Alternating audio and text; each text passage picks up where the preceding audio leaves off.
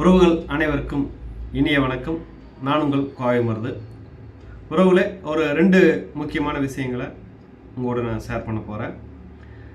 போன மாதம் முதல் இந்த மாதம் வரை உறுப்பினர் எண் புதுப்பிக்கும் பணி, உறுப்பினர் அந்த ஐடி கார்டு புதுப்பிக்கும் பணி நம்ம சங்க அலுவலகத்தில் நடந்துட்டு வருது.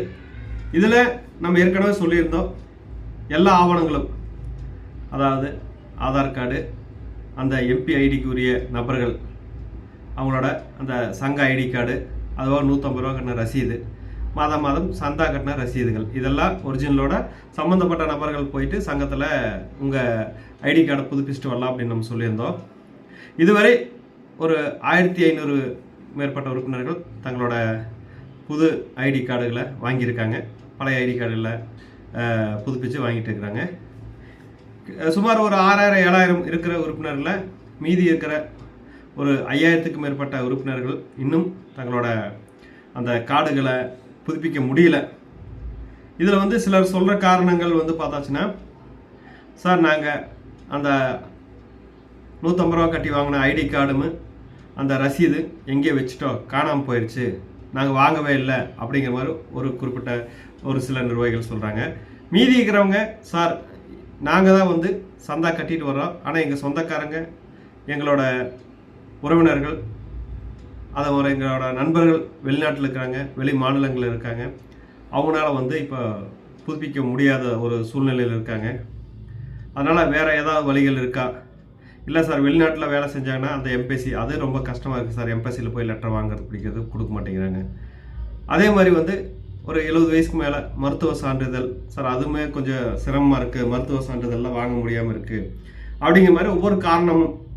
ஏன்னா சில காரணங்கள் ஏற்றுக்கொள்ள முடியாதது இருக்குது, சிலது ஏற்றுக்க முடியாதவும் இருக்குது.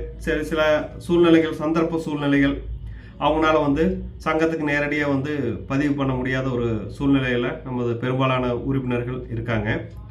இவங்களுக்காக நம்ம என்ன பண்ணலாம் அப்படின்ட்டு நமது வழக்கறிஞர் அவருடன் நம்ம பேசினோம். அவங்க வருகின்ற 10ஆம் தேதி வரைக்கும் ஒரு வாய்ப்பு கேட்டிருக்காங்க. இது அடுத்து என்ன மாதிரி பண்ணலாம்?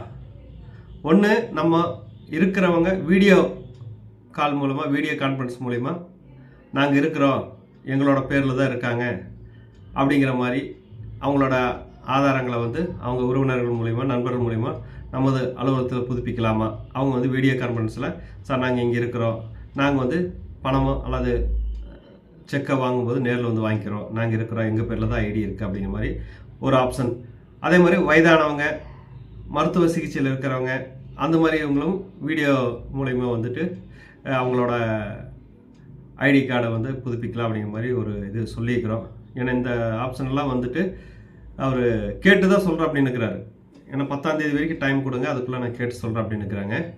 அதனால் நம்ம இப்போ புதுப்பிக்க போனால், சார் சங்கத்தில் ரொம்ப கெடுபிடி பண்ணுறாங்க, எல்லாமே ஒரிஜினல் வேணும்னு கேட்குறாங்க, அதெல்லாம் எங்கிட்ட இல்லை அப்படிங்கிற மாதிரி நம்ம குறை. ஏன்னா நம்மளுக்கு வேண்டிதான் சங்கத்து நிர்வாகிகள், சங்கத்தில் இருக்கிறவங்களாம் நம்மளுக்கு வேண்டிதான் வேலை செய்கிறாங்க. அவங்க கடுமையாக இருந்தால் மட்டும்தான் நம்ம இழந்த பணத்தை நம்ம மீட்க முடியும். இல்லை நம்மளுக்கு வேண்டி, சரி நான் சொல்கிறேன், இவங்க சொல்கிறேன், அவங்க சொல்கிறான்னு வாங்கி வச்சுட்டா கடைசியில் உங்கள் பணம் உங்களுக்கு வர்றது சந்தேகம்தான். அதனால தான் அந்த ஒரிஜினல் ஆவணங்கள் முறையான அந்த நபர்களா அப்படின்னு செக் பண்ணிட்டு வாங்கிட்டு இருக்கிறாங்க. அவங்கள நம்ம குறை சொல்ல முடியாது. அதனால் நம்மளுக்கு இதுக்கு அடுத்த என்ன ஆப்ஷன் இருக்குது? 10ஆம் தேதி வரைக்கும் நீங்கள் வெயிட் பண்ணுங்கள். 10ஆம் தேதிக்குள்ளே நமது வழக்கறிஞர் நீதிமன்றத்தில் பேசி இந்த பழைய ஐடி கார்டு முறையிலேயே அது தொடரலாம். இல்லை புது ஐடி கார்டு மாற்றினா அது வீடியோ கான்ஃபரன்ஸ் மூலிமா நாங்கள் இருக்கோம், இங்கே தான் இருக்கிறோம், செக் வாங்கும்போது நேரில் எங்களால் வர முடியும், வீடியோ கால் மூலிமா நம்ம பேசி அதுக்கு ஒப்புதல் வாங்கலாம். தொலைஞ்சு போச்சு, அதுக்கு உண்டானது நம்ம இங்கேயே ரெடி பண்ணி, அது பரவாயில்ல, நீங்கள் ஏதோ காணாமல் போயிட்டாங்க, வாங்காமல் விட்டாங்க, அதுக்கு உண்டான இதையும் நம்ம பண்ணலாம் அப்படிங்கிறதுல வர்ற 10ஆம் தேதிக்கு மேலே 10ஆம் தேதிக்குள்ளே சொல்லுவாங்க. நம்ம 10ஆம் தேதிக்கு மேலே இது குறித்தான விவரங்களை நான் உங்களுக்கு தெரியப்படுத்துகிறேன். அது வரைக்கும் இப்போ ஆல்ரெடியாக எல்லா ஆவணங்கள், அதாவது ஆதார் கார்டு, முறையாக சந்தா கட்டின ரசீதுக, அதே மாதிரி 150 ரூபா கட்டினது, பழைய ஐடி, இதெல்லாம் இருக்கிறவங்க ரெகுலராக நீங்கள் சங்கத்தில் போயிட்டு அதை புதுப்பிச்சுக்குங்க. இல்லாதவங்க 10ஆம் தேதி வரைக்கும் வெயிட் பண்ணுங்கள். எப்படி பழைய ஐடி கார்டிலே வந்து முறையிலேயே கட்டலாமா, அல்லது வந்து வீடியோ கான்ஃபரன்ஸ் மூலிமா வேறு ஏதாவது வழிமுறைகள் இருக்கிற இடத்துலேருந்து இங்கே நாங்கள் தான் அப்படிங்கிற மாதிரி, இந்த மாதிரி ஒரு இல்லை குடும்பத்தில் வந்து ஒருத்தர் வருவார், மீதி 3 பேர் வீட்டில் இருக்காங்க, 3 பேர்த்தையும் வீடியோ கான்ஃபரன்ஸ் மூலிமா காமிச்சிட்டு நாங்கள் தான் சார் இவங்க அப்படிங்கிற மாதிரி சொல்கிற மாதிரி ஏற்பாடு பண்ணலாமா அப்படிங்கிற மாதிரி இப்போது வழக்கறிஞரோட பேசிக்கிறோம். அவர் வந்து நீதிமன்றத்தில் கேட்டு அதுக்கப்புறம் எந்த மாதிரி பண்ணலாம் அப்படிங்கிற மாதிரி சொல்கிறோம் அப்படின்னு சொல்லிக்கிறார். 10ஆம் தேதி வரைக்கும் டைம் கேட்டுக்கிறாரு. ஸோ நீங்கள் 10ஆம் தேதி வரைக்கும் இந்த பழைய ஐடி புதுப்பிக்காதவங்க, அதே மாதிரி ஆவணங்களை 150 ரூபா கட்டின ரசீதை தொலைச்சவங்க, ஐடி கார்டு தொலைச்சவங்க, இதெல்லாம் யாரும் கவலைப்பட வேண்டாம். கண்டிப்பாக ஒரு நல்ல வாய்ப்பு இருக்குது. அதனால் 10ஆம் தேதி வரைக்கும் முறையான ஆவணங்கள் இருக்கிறவங்க மட்டும் போயிட்டு அலுவலகத்தில் தங்களோட ஐடி கார்டை புதுப்பிச்சுங்க. 10ஆம் தேதி நம்ம நீதிமன்றத்தில் என்ன தகவல் கிடைக்குதோ அது பிரகாரம் நமது வழக்கறிஞர் சொல்லுவார். அதுக்கப்புறம் இந்த காணாமல் போனவங்க, வெளியூரில் இருக்கிறவங்க, வெளிநாட்டில் இருக்கிறவங்களுக்கெல்லாம் என்ன வழிமுறைகள் இருக்குது, அதுக்கு தகுந்த மாதிரி குடும்பத்தில் ஒருத்தராகவோ அல்லது நண்பர்கள் மூலியமாகவோ எப்படி புதுப்பிக்கலாம் அப்படிங்கிற விவரங்களை நான் சொல்கிறேன்.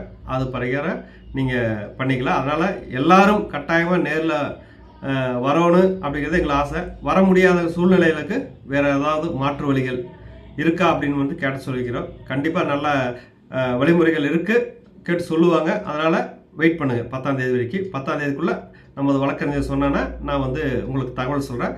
அதுக்கப்புறமா நீங்கள் அலுவலகத்தை வந்து உங்களோட பதிவுகளை நீங்கள் புதுப்பிச்சுக்கலாம். நன்றி உறவுகளே, வணக்கம். மீண்டும் ஒரு நல்ல தகவலோடு உங்களை சந்திக்கிறேன். வணக்கம்.